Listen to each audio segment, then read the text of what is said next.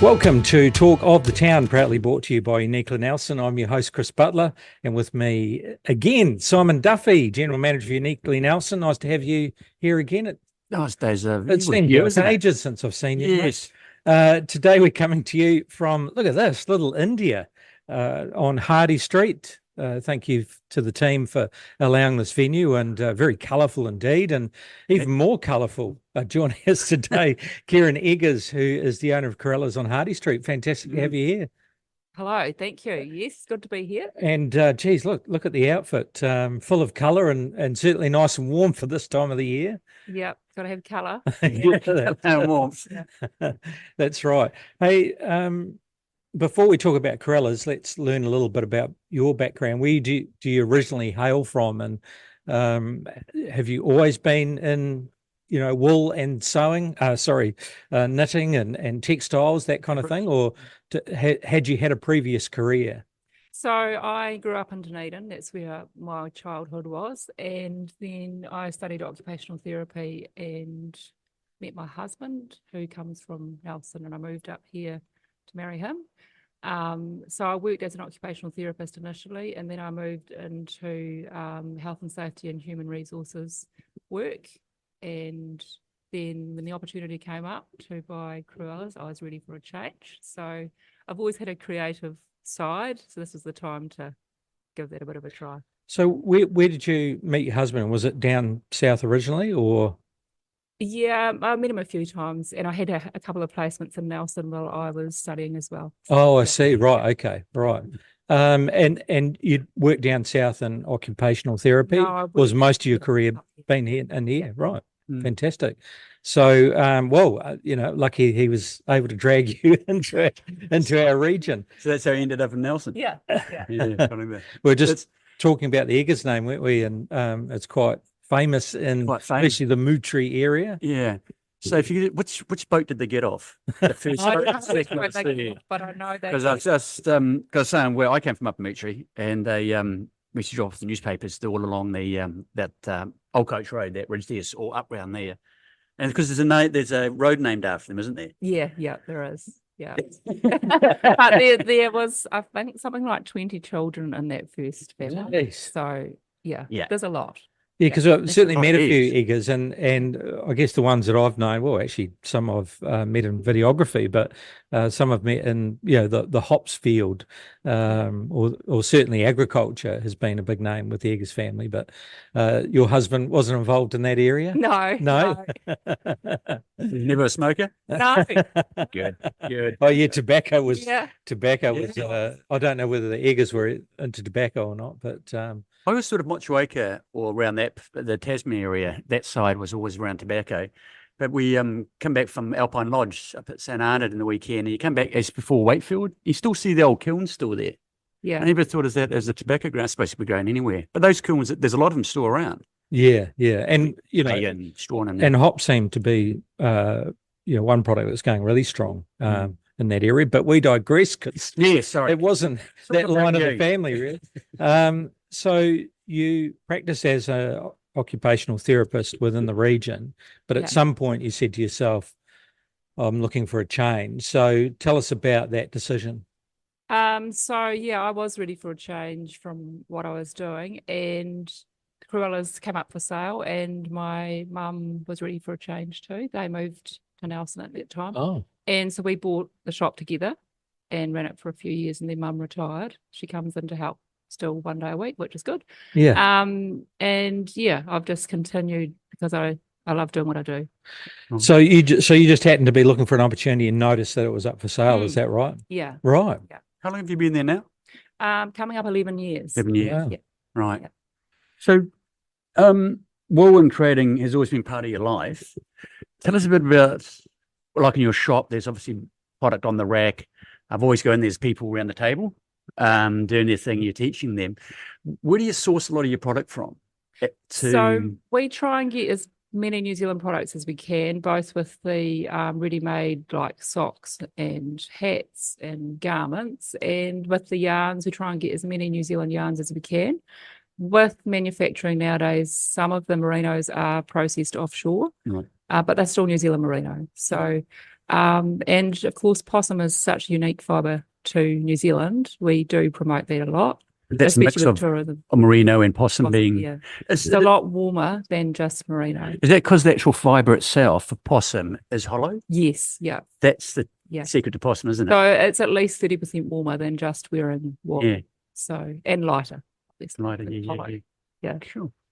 So just that transition coming out of your past career into wanting to, and I guess, enhance the ability to get back into something creative, something that's been involved, you've been involved with and your family has been involved with for many years, but it's different taking on a business, isn't it? Yes, So yeah. tell us about that experience coming in and what you've learned from taking on a business. Yeah, so a lot of people think that, you know, it's great, you've got a little knitting shop, you can just sit there and knit all day, but that's not really how it works. There is a Which lot is of a shame, isn't it, really? there is a lot of admin, but Yeah, you know, that's part of life.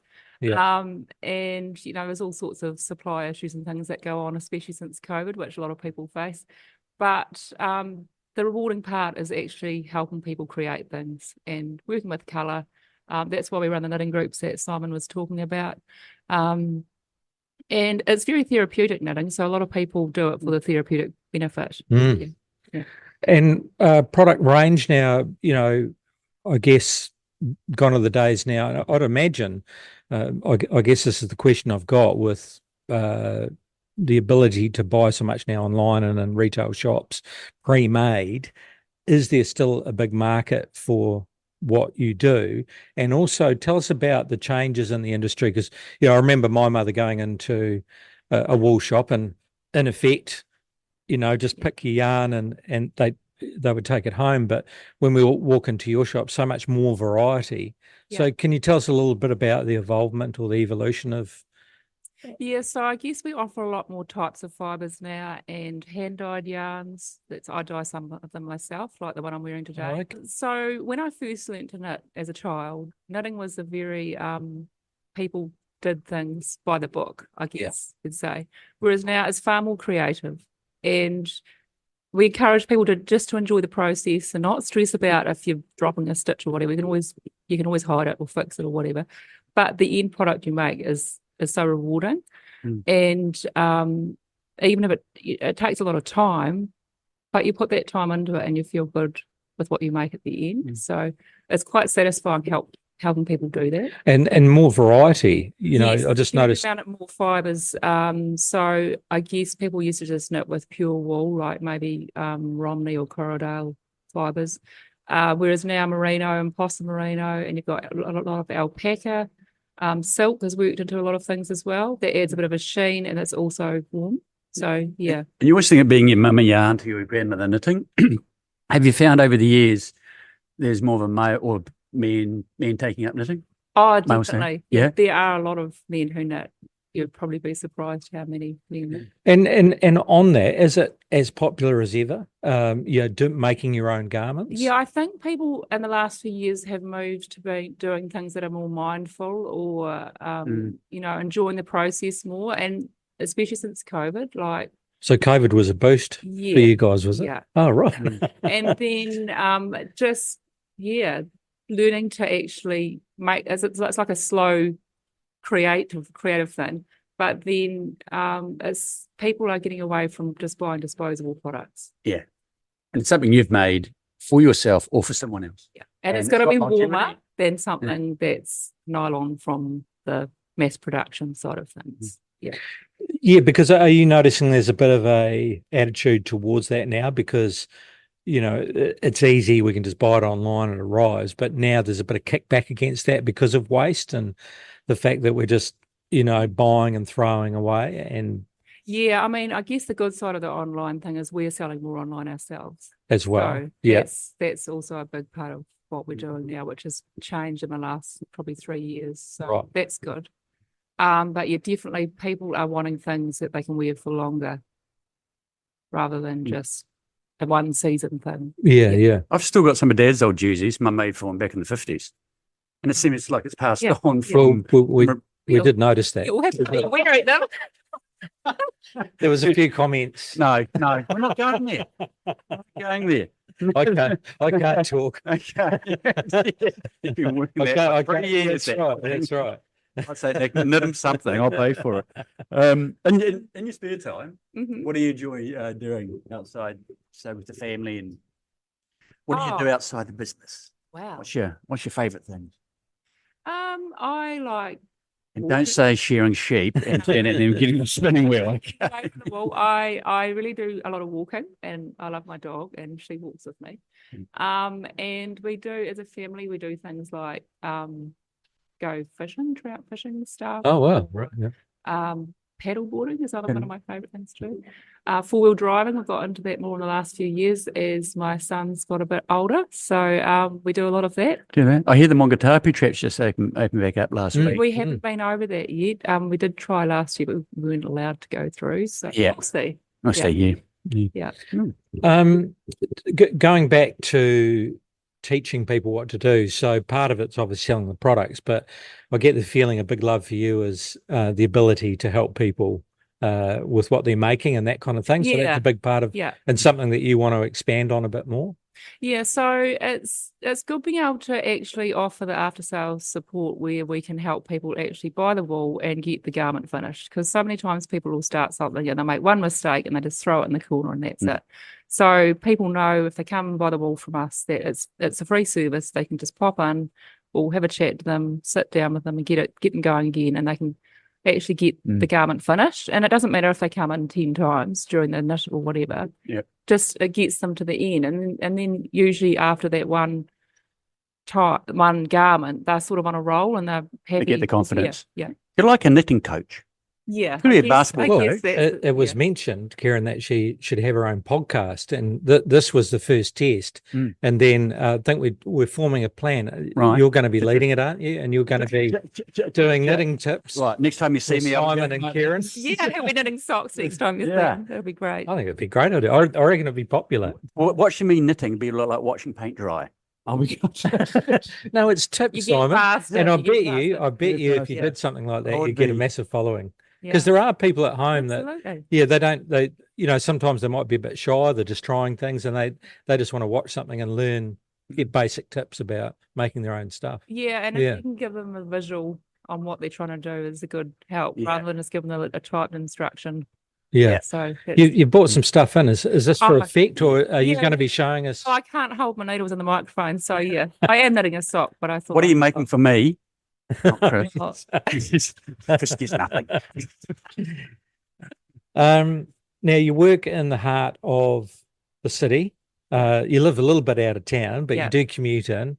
But obviously most of your time is spent in the city, in Nelson City, operating a business, and obviously lunch times. And so can you tell us about what you enjoy about that? But the other aspect to this is there's been a lot of talk about what people would like to see in Nelson City. So can you, from your perspective? Nelson City is a lovely little, I would say vibrant city, but there have been quite a few changes lately. It's not quite so vibrant at the moment, but it's got a lot to offer. There's some beautiful buildings in here. There's lots of great cafes. It's handy to so many outdoor things as well. And there's a lot of galleries and things that people can come and look at. So I feel like it's a really good place to be. What I would like to see is more big events coming back to town that bring more outside people. Because, before COVID, we did have more big events, and that definitely benefited us as retailers.